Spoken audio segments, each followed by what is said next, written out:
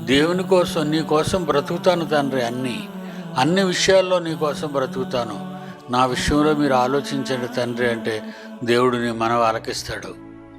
ఆయన కొరకు నువ్వు ఏమీ చేయకుండా నీ అవసరత రాగానే, ఆపద రాగానే, దేవుడా నాకు ఇప్పుడు ఇలాగ అయిపోయింది, నా భార్యని కాపాడు, నా పిల్లల్ని కాపాడు, నన్ను కాపాడు అంటారు. నీకు ఆపద వచ్చిన తర్వాత ప్రార్థన చేస్తే దేవుడు వినడు. నీకు ఏ ఆపద లేనప్పుడు నువ్వు దేవుని కొరకు బ్రతికితే, ఆ బ్రతికిన ఆ కాలంలో దేవుని నువ్వు అడిగితే దేవుడు నీకు ఏదైనా చేస్తాడు. మర్చిపోకండి. దేవుని కొరకు బ్రతికే కాలంలో నువ్వు దేవుణ్ణి ఏం అడిగినా దేవుడు నీకెందుకు ఇవ్వడు? మన మీద ఆయన మనస్సంతో పెట్టుకున్నాడు. మనం కావాలని ఆయన కోరుకుంటున్నాడు.